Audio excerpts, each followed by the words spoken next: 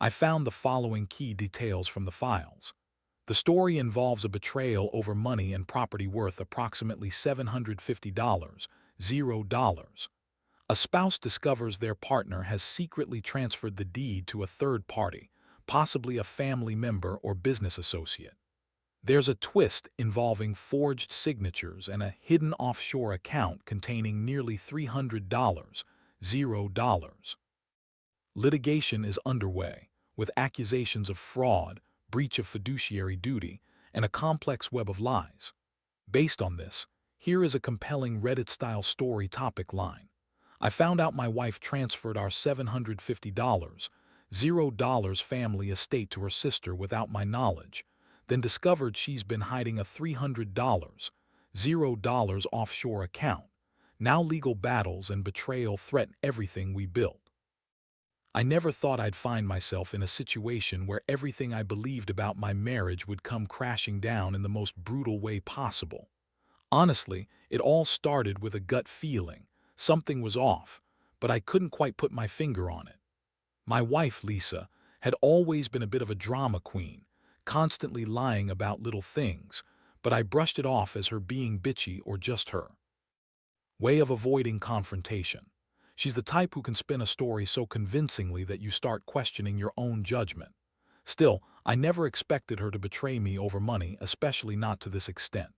We'd been married for about 8 years. I thought we had a solid life, a good job, a nice house, and 2 kids who mean everything to us. But lately, Lisa had been acting strange, secretive texts, late nights, and her always wearing a look that said she was hiding something. I noticed her phone was always locked, and she'd get defensive whenever I asked about it. She'd brush me off, say I was paranoid or that I didn't trust her. But I do trust her, or at least I did. That is, until I started digging. One afternoon, I decided to go through some of our joint accounts after noticing some irregularities in our bank statements. It was subtle at first, small transfers, odd charges. But then I saw it. A transfer of our family estate, about $750, $0, transferred to her sister, Emily. The paperwork looked legit, but I knew Lisa. She's a liar, a manipulator. I remembered her telling me she'd never sell or transfer the house without my consent, but here it was, done behind my back with forged signatures on the deed. That's when I started to get suspicious. How could she do this?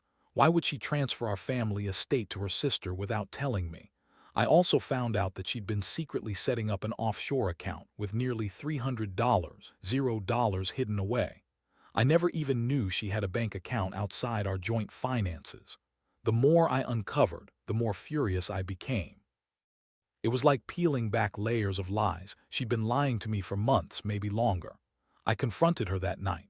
I didn't hold back. I showed her the transfer records, the forged signatures, the offshore account statements. She looked stunned, then angry, then defensive. She kept telling me I was overreacting, that I didn't understand her, that I was just insecure. She said she'd only transferred the property to her sister because Emily needed the money for her sick kid or some sob story. She claimed the offshore account was just a savings account she'd kept secret because she didn't trust the banks anymore. Lies, all lies. I could see right through her. I could feel my blood boiling. The betrayal cut so deep I could barely breathe. How could she lie to me about something so huge? How could she manipulate our entire life and try to justify it with bullshit stories? My mind was racing, anger, hurt, confusion. I felt like I'd been hit by a truck. All those years of trust gone in an instant. I realized then that our marriage was built on lies, and I didn't know if I could ever trust her again. But I also knew I had to decide what to do next. This wasn't just about the money anymore. It was about my sense of self, my dignity, everything I thought I knew about my wife. That night I couldn't sleep. I kept replaying her words, her lies, the way she looked at me with that fake smile. I felt betrayed, humiliated, and furious. I knew I had to get to the bottom of this, not just for myself, but for my kids. I started researching legal options, trying to figure out how to get back what was stolen, how to hold her accountable. I realized I was in way over my head, but I also knew I couldn't let her get away with this. This was only the beginning. Things were about to get a lot messier, more secrets, more lies, and a lot of anger I never knew I had. I had a decision to make: fight for what's right or walk away from a marriage built on deception. Either way, I knew my life was never going to be the same again. The next few days felt like walking through a fog. Every time I looked at Lisa, I saw a stranger. Her fake smiles, her quick lies, the way she avoided eye contact whenever I mentioned the money or her sister. I couldn't believe I'd been so blind. How did I miss all the signs? I always thought I knew her, but now I questioned everything. Was she cheating on me? Was she lying about the offshore account just to hide something bigger? The thought kept gnawing at me, and I couldn't shake the feeling that this was just the surface of something far worse. I started digging into the paperwork I had found. The forged signatures on the property transfer, the offshore account details, the suspicious transactions. I brought in a lawyer, someone I found through a friend, and we started to piece everything together. My lawyer told me that if the signatures were indeed forged, we could potentially undo the transfer, but it would take time, money, and a lot of legal battles. Meanwhile, I couldn't ignore the fact that Lisa was still acting strange, lying about where she was, who she was with, even denying she was having an affair. But I knew better now. I could see it in her eyes. She was hiding someone or something. One night, I decided to follow her. I needed to see who she was meeting, what she was up to. I followed her to a fancy downtown hotel. She entered alone, but I saw her leave with a guy late at night, their hands intertwined, her lips pressed against his neck. My stomach sank. I caught her red-handed. She was cheating on me, no doubt about it. That was the final straw. All those years, all those promises, she'd been lying about everything, including her fidelity.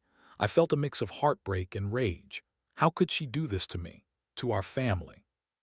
The next day, I confronted her again. I told her I knew about the affair, about the offshore account, about the transfer. She finally broke down, crying, insisting it was all a mistake, that she loved me, that she was just lonely, that she never meant to hurt me. She spun stories about how she was under stress, how her sister Emily was in trouble, how she needed the money to fix her life. Every excuse sounded hollow. I saw through her. I knew she was lying again. I could see her panic, her desperation. That confrontation left me feeling more betrayed than ever. I realized she'd been cheating on me for months, maybe longer. She'd been lying about her whereabouts, hiding her secret life behind my back. The offshore account was just the tip of the iceberg. I felt like a fool for trusting her for so long. But I also knew I couldn't keep going like this. I had to do something, something to make her pay for what she'd done. I started to plan my next move. I contacted a forensic accountant to trace the offshore account and see exactly how much money she'd stashed away. I wanted to get it all back, and I wanted her to face the consequences. I also started the legal process to reclaim the property, to void the transfer she forged. Every step was a reminder that I wasn't going to be a victim of her lies anymore. I was angry, yes, but I also felt a strange sense of clarity emerging. I realized I needed to protect myself and my kids from her manipulations. Meanwhile, Lisa kept up her act, crying, begging, trying to convince me she was still the woman I married. But I saw right through her now. I knew her game. She was a master at lying, at twisting things around, at making herself the victim. But I wasn't buying it anymore. I had evidence, and I was going to use it. This wasn't just about money. It was about respect, trust, and the life I thought we had built. I was determined to fight for what was right, even if it meant losing her altogether. Every day felt like a battle. The legal stuff was complicated, the betrayal hurt more than I could say, and the emotional toll was draining. But deep down, I knew I had to see this through.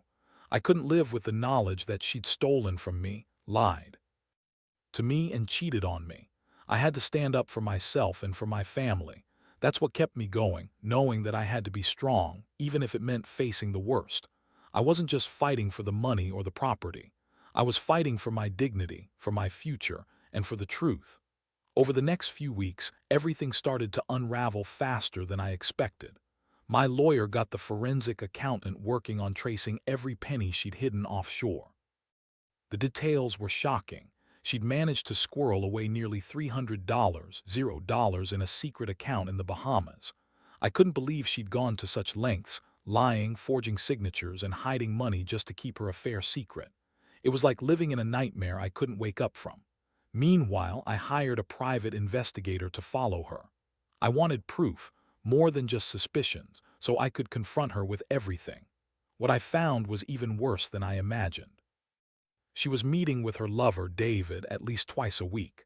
They'd been sneaking around, meeting in hotels, going out to dinner, sometimes even late at night.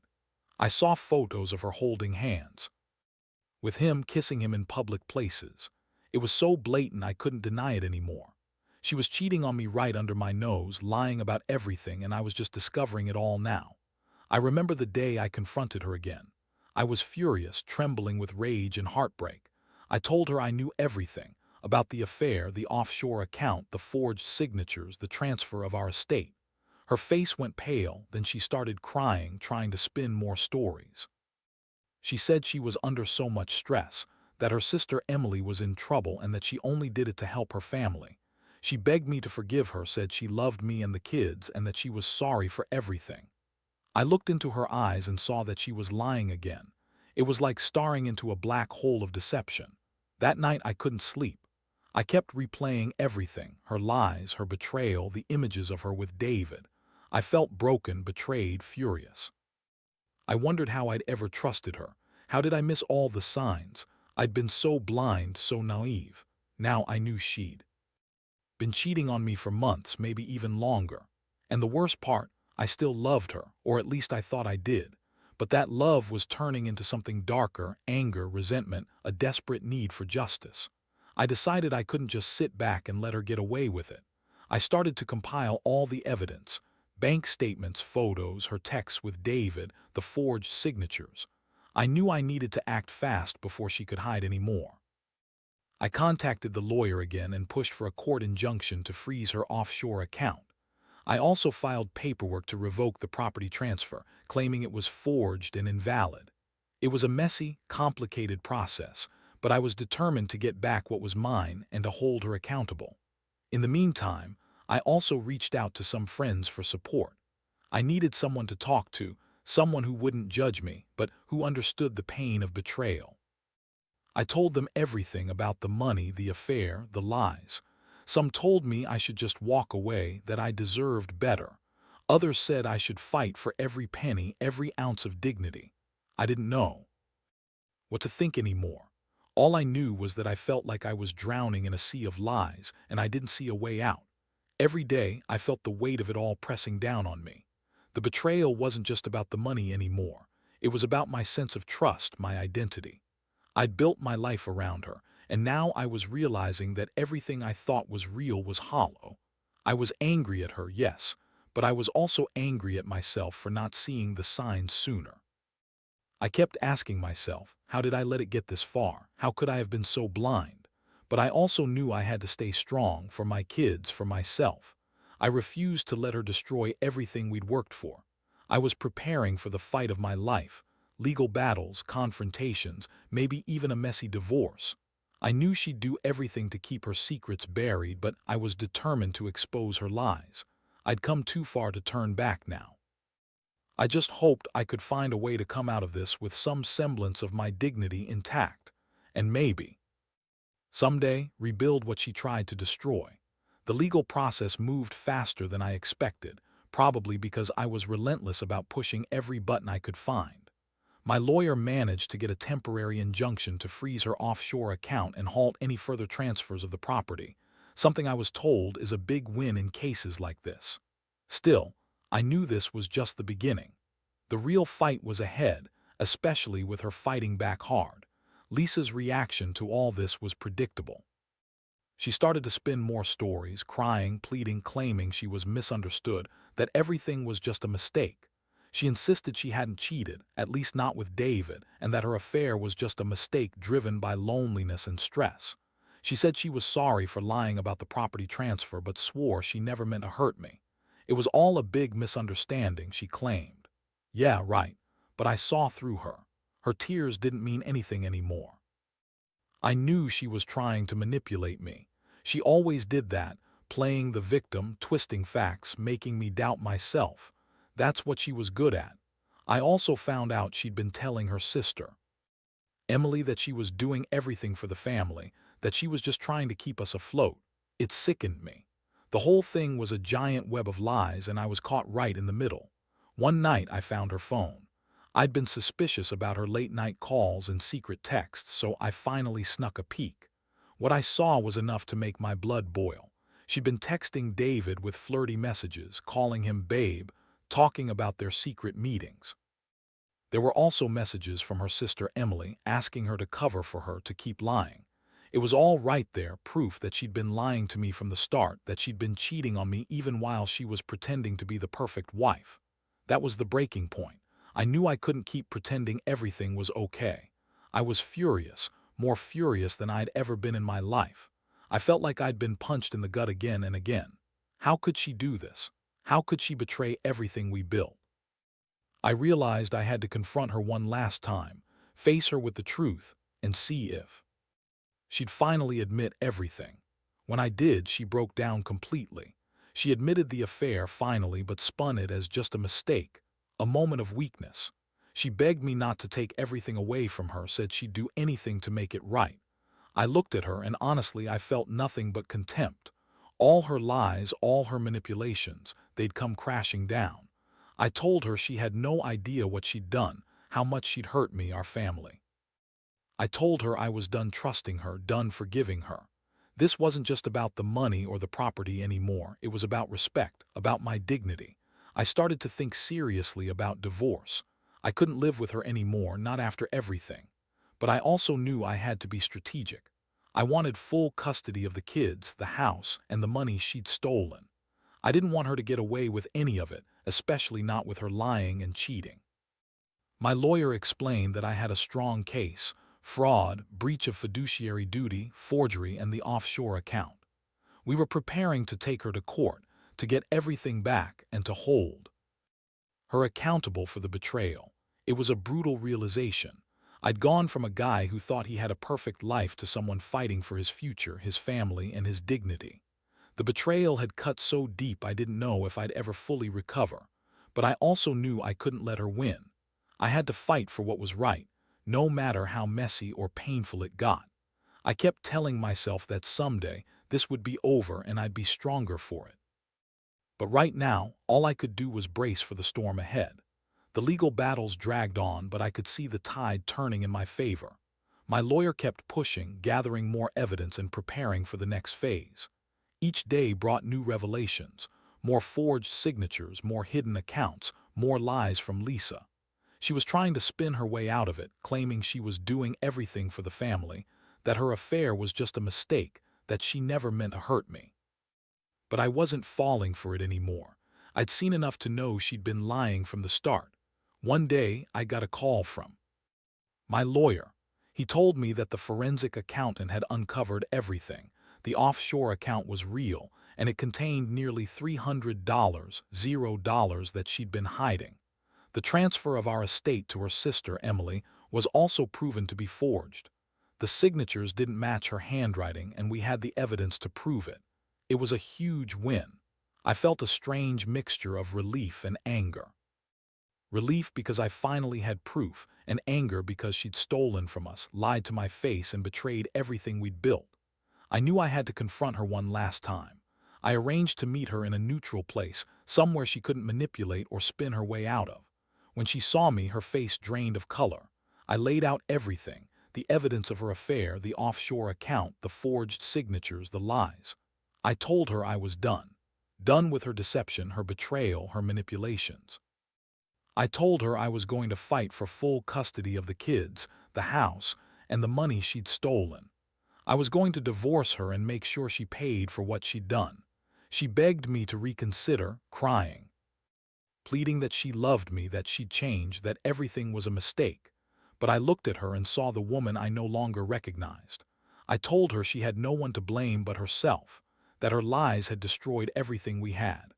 I told her she'd run out of chances, and now it was time for her to face the consequences. The court hearings were intense. Lisa did everything she could to drag things out: more lies, more tears, more fake apologies, but the evidence was overwhelming. The forged signatures, the offshore account, the affair, everything pointed to her guilt. I felt a strange sense of closure during the proceedings. It was like finally closing a chapter I never wanted to open. I was determined to get my life back, no matter how much she fought. In the end, I got full custody of the kids, the house, and a significant portion of the stolen money. The court also ordered her to reimburse us for the value of the property she transferred illegally, and she had to pay back the offshore account funds. I knew it wouldn't erase what she did, but it was a start. I finally felt like I was reclaiming my life piece by piece. Looking back now, I realize how much I've learned. Trust is fragile and betrayal cuts deeper than I ever thought possible. But I also learned that sometimes you have to fight harder than you ever imagined to protect what's yours. Lisa's betrayal changed everything, but it also made me stronger. I don't know if I'll ever fully forgive her, but I do know I'm moving forward. I want my kids to see that even in the darkest moments, there's a way out if you're willing to fight for it. And honestly, I hope no one else ever has to go through what I did. But if they do, I want them to remember, don't let betrayal destroy you. Fight for your truth and never back down. Now that everything is settled, at least legally, I spend a lot of time reflecting on what I've been through. Honestly, it's been the most brutal experience of my life. I thought I was married to someone I could trust, someone who loved me and our family. Instead, I found out she'd been lying, cheating, stealing from us for who knows how long. The betrayal cut so deep. I sometimes wonder if I'll ever fully recover from it. But what's worse is the realization that I was blind for so long, trusting her blindly even when the signs were there. Getting through the legal battles was exhausting, emotionally and physically. I had to dig deep, confront my own feelings of shame, anger, and heartbreak. I learned that sometimes the truth is uglier than anything you could imagine, and that people are capable of doing things you'd never think possible. But I also learned that fighting back, standing up for yourself and what's right, can give you a kind of strength you didn't know you had. The kids are the most important part of all this. They're young, innocent, and deserve stability. I've been doing everything I can to shield them from the chaos, to keep their lives as normal as possible. It's not easy, especially when I'm still angry and hurt inside. But I remind myself that they need a father who's strong and steady, even if I'm hurting inside. I want them to see that betrayal doesn't define you, that you can survive even the darkest storms. As for Lisa, I don't have any illusions anymore. She's still trying to spin her story, still pretending she's the victim. But I know the truth now. I know she's a liar, a manipulator, someone who would do anything for money and her own selfish desires. I can't trust her again, and honestly, I don't want to. What I want now is peace. Peace of mind, peace for my kids, and a future I can build without the weight of her lies dragging me down. Looking back, I realize that this whole experience has changed me. I'm more cautious, more guarded, but also more aware of the importance of honesty and trust. I've learned not to ignore the little signs, the late nights, the secretive texts, the unexplained absences. I've learned that sometimes you have to be your own advocate, especially when someone close to you is hiding a web of lies. Most importantly, I've learned that betrayal is the end of the world. It's a brutal chapter, yes, but it's also an opportunity to rebuild, to become stronger. I've come out of this with a clearer sense of who I am and what I deserve. I don't regret fighting for what was right, even if it meant losing the woman I once loved. Because, in the end, I've gained something far more valuable, myself. And that's something no amount of money or lies can take away.